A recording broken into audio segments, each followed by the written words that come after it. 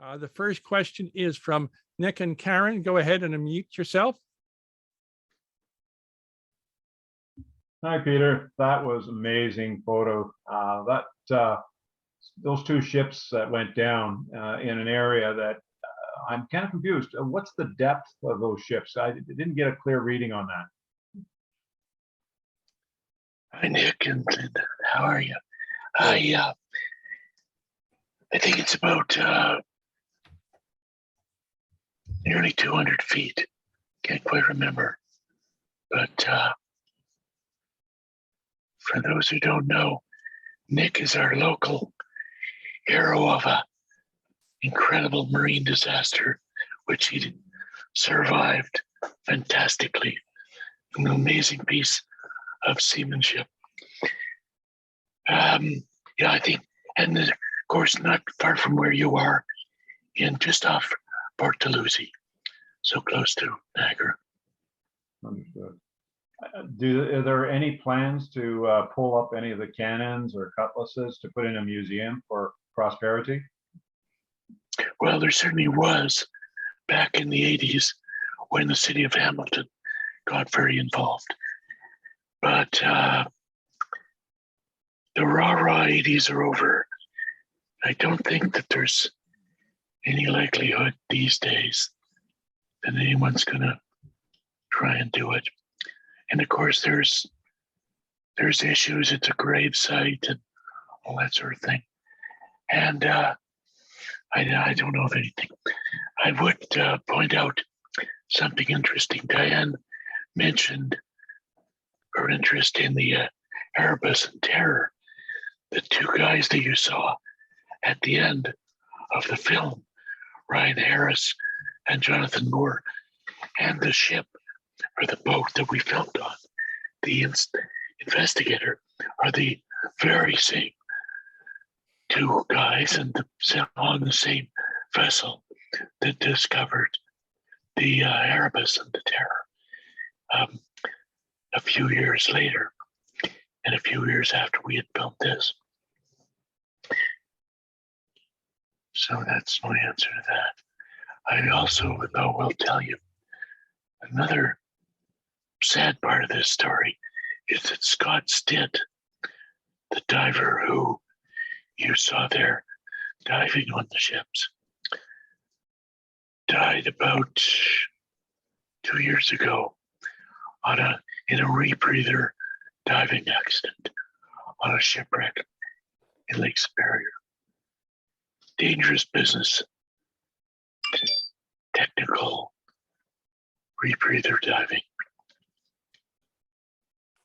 Okay. Anybody else have a question? Please raise your virtual hand. Peter, how long did it take you to film the? Well, as usual, it took longer to raise the money than to actually film it, but we filmed it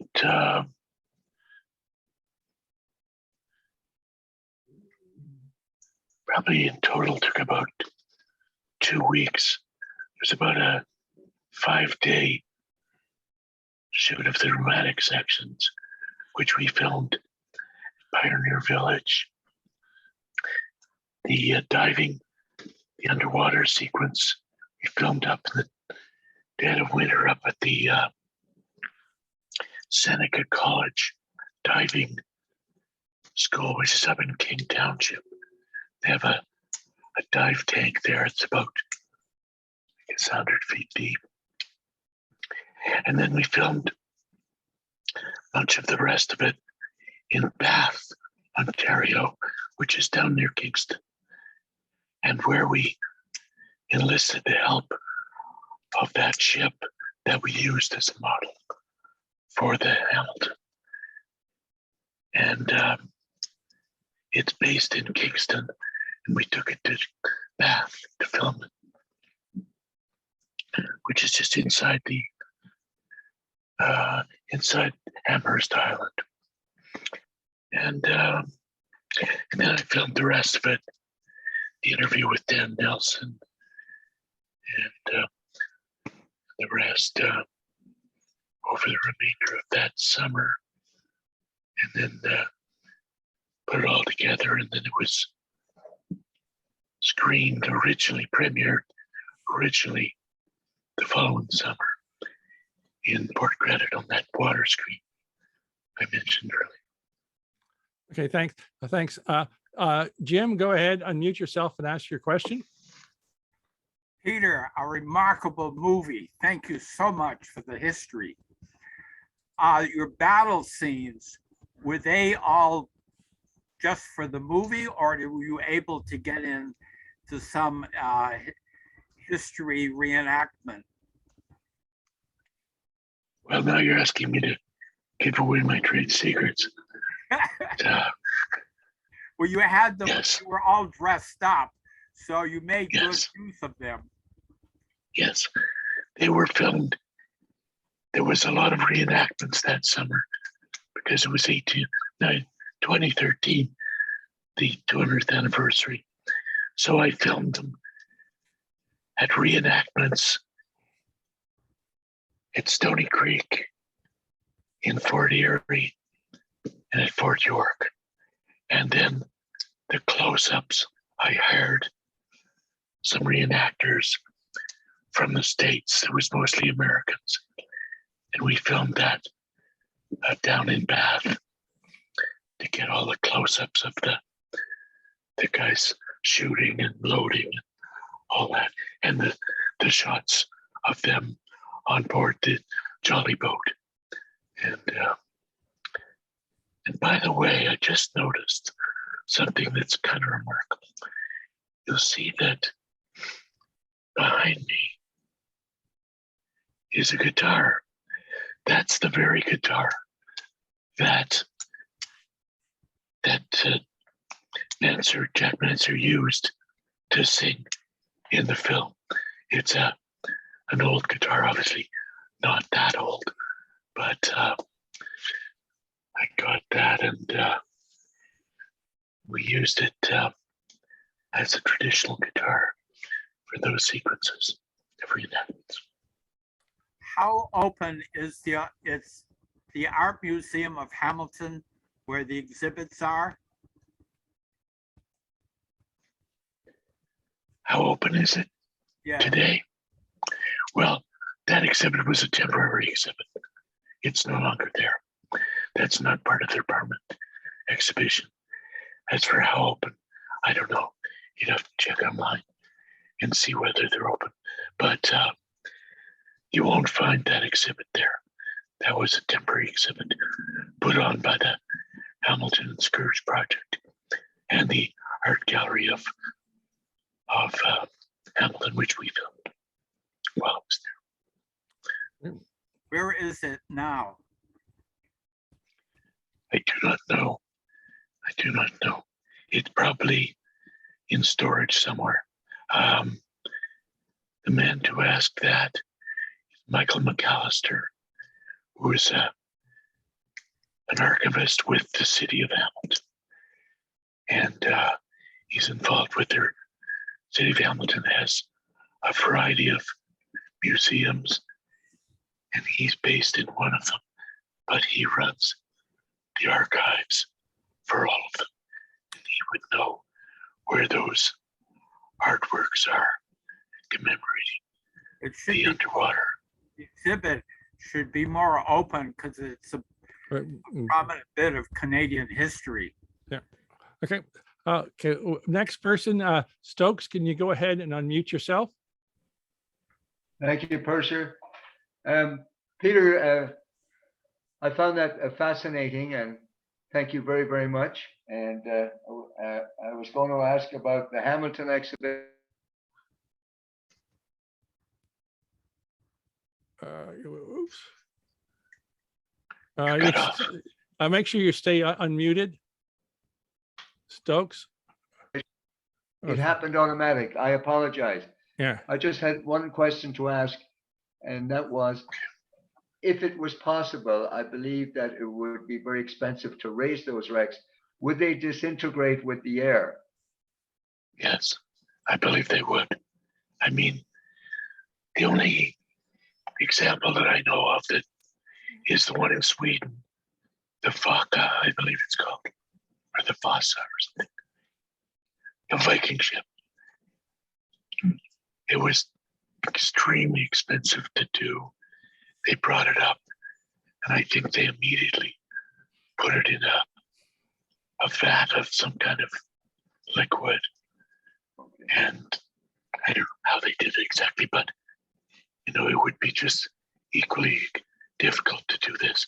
Now, the thing about these shipwrecks, of course, is that because they are cold, dark, fresh water in Lake Ontario, they're in much better shape than in any saltwater, especially tropical shipwrecks.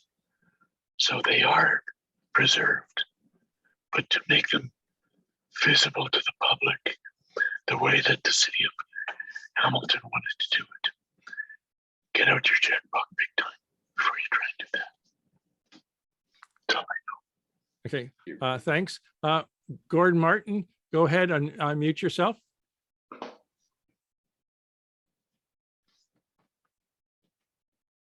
Yes, Peter, thank you very much. A wonderful film. I'd like to jump back to the item you put up on Peter Ashby. I knew him not too well, but I have a very close friend who's a single-handed sailor, retired police officer. You may know him by the name of Ron. Yes, I know Ron. You know Ron, yes. And we've discussed this over and over. And Peter was much too good a sailor to go very far with his cover on his mainsail and things like that. That is a huge mystery. Because, you know, in my earliest days of sailing, I caught hell from the instructor and manager at the Humber College Sailing School for putting the sailing cover on as I was returning to the harbor. And he said, what happens if your engine quits right here? You know, 100 feet off the rocks kind of thing at EYC. And ever since then, I have never gone anywhere without the sail cover off. So those are real mysteries. But he had a wonderful marriage as far as I know, and good career and all that sort of thing. It's a total mystery that, you know, if there was any implication that he took his own life, doesn't seem possible. It is a mystery, and it was such a, I mean, first of all, I totally agree with you about sail covers. I think it's insane to have a sail cover on, because my attitude about sailing at my age, which, you know, is many of your ages, I do not go forward of the cockpit. Everything is done from the cockpit. So to have to go forward in an emergency and pull off the stupid sail cover is insane in an emergency. So not only are the sail covers off, but so are the sail ties. And the jib is furled, ready to be unfurled. So why? And also it was a great east wind. He was presumably had the autopilot on, heading west in the east wind that day. Okay. Next is Patrick. Go ahead and unmute yourself. Peter, yeah, that was absolutely fascinating, wonderful movie. Thank you, very entertaining. Before I ask my question, I want to congratulate you on buying a CNC 35, because I had a 1987 one at Mimico for 22 years, which I enjoyed enormously, and I hope you enjoy yours. The name Restless, I think you said, is familiar to me. Where did she come from? Mimico. It was owned by the Commodore, Michael Power. I bought it from him through Pat Sturgeon. Yeah, but it was on Sea Dog. Oh yeah, and that was after I left. Actually, I'm back in England now, Um, Oh, but- really? Yeah, but my question about your movie was, how did you manage to assemble so many of those wonderful flintlock guns? Well, wasn't my doing. I just hired all these guys who are reenactors of the War of 1812, and they brought their guns with them. And so all of it came, the person, the ship, the gun, the Yeah. uniform, it was a package deal. No. Oh, okay. Yeah.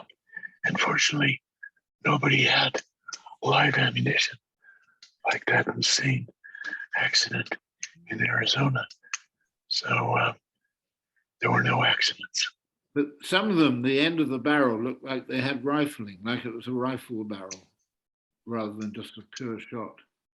Would they have had rifling inside the barrel? I'm not a gun expert. Couldn't tell you. Okay. I don't know. But they were firing, I don't know, they had to load them properly with wadding and powder, pull back the flint and fire the flint. Yeah. And poke it down. That was all traditional. Whether or not they had rifling, I don't know. Okay, there's two more people with their hands up before we turn Thank it you. back. Thank you very much. Before we You're turn it welcome. back to Diane, George Hume, go ahead. Thanks for that movie. That was wonderful. Back in the day when we were discussing the project and people wanted to raise the ships and spend enough money to build a tank to put them in so that they would be preserved, it was my contention that it would be much less expensive to commission replicas and have them displayed if the group was that intent on having a display of the full-size ship. Well, I would agree. And the other alternative that I think would be also cheaper is to hire or build a submarine like the ones that are down in the Caribbean and take people down on a submarine to view the ships as a tourist attraction. So either way would be probably simpler and less contentious, considering that there's bones of people on the ships, etc., than trying to raise them, which of course could easily become damaged in the raising and fall to the bottom, be destroyed. Okay, so Good idea. the last question there before, or comments before turning it back to Diane. Go ahead, Jim.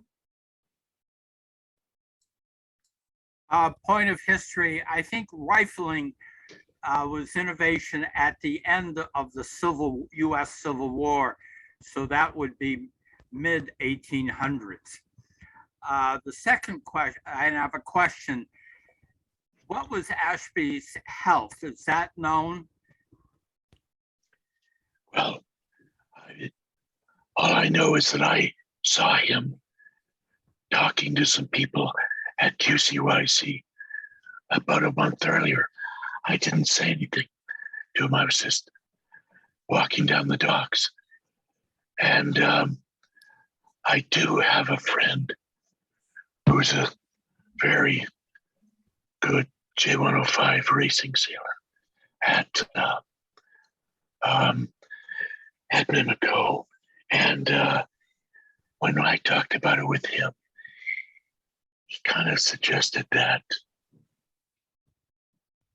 well, maybe it was a good way to go, which I don't know what it meant. But Ashby was approaching 80, I would say. But as far as I know, good health, but maybe someone else has an answer for you. So you don't think it was a choice? I don't know. Thank you. Marvelous. Graham knows him. I'm not sure. Yeah, I have no idea. And so we'll turn it back over to Diane. Go ahead, Diane. Need to unmute yourself, make sure. Diane, you need to unmute yourself. Okay, go ahead. Peter, that was amazing. I guess one of the questions or the comments I had was when one of the Aboriginal fellows made the comment about how crazy it was for people to line up in a row to shoot each other.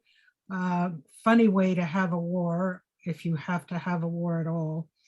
But the whole business of whether one raises the ships, I guess I was concerned where they talked about the weight of the mussels that are going to be on the ships, which will eventually collapse them. So no matter what you tried to do about going down, you probably wouldn't see what there is there now, because it will eventually get destroyed. I like the idea of replica ships and having them available, and also having them available to be able to view and seeing the exhibit.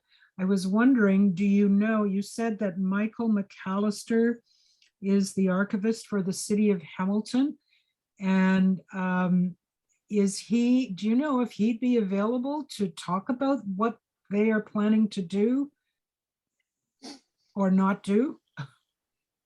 Well, yes, he'd be available, but I don't know. They're really not planning to do anything, I don't think. I think it's history. But I can give you his Contact coordinates if you want. You can talk to him. I'd appreciate that. He'd love to talk about it. By the way, the story about the mussels sinking the ship is that's my writing. I'm not a scientist. That's Okay. whether or not that's totally accurate, I don't know. But I will tell you, we have a shipwreck just off the Humber Bay Park, right by, as you may know, the skipping me right now, but I dove on it. As you sail around the corner from Pimlico, there's a white buoy on it. Dove on that shipwreck, and that one is covered deeply in mussels. It's in about 100 feet of water. How many? And 100 feet about of water. I dove on it years ago. At this time of year, incredibly cold water, and it's one of the stone hookers from Port Credit that sailed towards Toronto and sank. The funny story is that they had a boat on with them. They climbed aboard the boat. They rowed to shore. There was a bar or a pub on the lake shore right by the mouth of the Humber.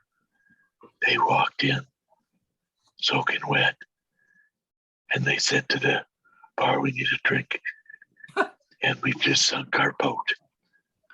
And they told them what the story was. Somehow they went home. When did that happen? 1919, I think it was. Wow. Oh, it's so close to the tip of my tongue, the name of that boat. But it's people still dive on it today. Wow. I I did mean, a how story. far offshore is it? Oh, it's not far from the tip of from the eastern tip of the park. You could almost swim to it. Wow. And there's a white buoy on it. And the guys from Mississauga Diving occasionally,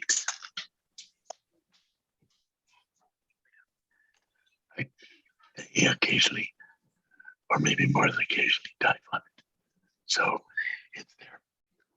I see that Ron has his hand up there. Ron, do you have something to contribute about this? You have to unmute. I should be unmuted, I think now. Yep. Yes, the shipwreck in Humber Bay is the Sligo. It's about 1.5 miles offshore and in 75 feet of water. I put a link in the chat for anybody who wants to get more details on that. It was discovered by a diver from National Yacht Club. Ah. And do we know more Do about about it? Yeah, I put a link in with Okay. details. It's lying upright in a sandy bottom facing east, about 1.5 miles from Humber Bay Park to the west, and about 1.5 miles from the Gap to the east. In about 75 feet of water. It has a buoy marking it, and the line from the buoy goes down to the ship's bow. And you can read the details. It was discovered in 1984. Okay, I will include that in the next email that goes out. I've made a copy of it, so I'll include that. So if people are interested, if they don't catch it here in the chat. It I sank made a in film of 1918. 1918. Yeah. We made a film on it about zebra mussels for Discovery Channel. Oh, That's did why you? we were there. Yes. You have some very interesting films, Peter. There's no question about that. And so. And books too. And books too. Books too. Oh yeah, you hold that up. Right, right. There's my new book. What's it It's called? coming out. A Blaze? 10 years that shook the world. And it's now available in Okay, pre-order from Amazon okay. and from Barnes and Noble. Thank you, Peter. Yeah, Thank you so Yeah. much. just finished it. Just published. Oh, yeah, this has been fantastic. Really, really appreciate your being here. And I'd like everybody just to give Peter a nice little warm thank you, thank you, thank you. That was awesome. Both the film and all of your responses to the questions. Very, very good. And we look forward to you joining us for Shellbacks, even if you may not be presenting. Please do feel free to join us on a regular basis and watch for a little token of appreciation in the mail. And next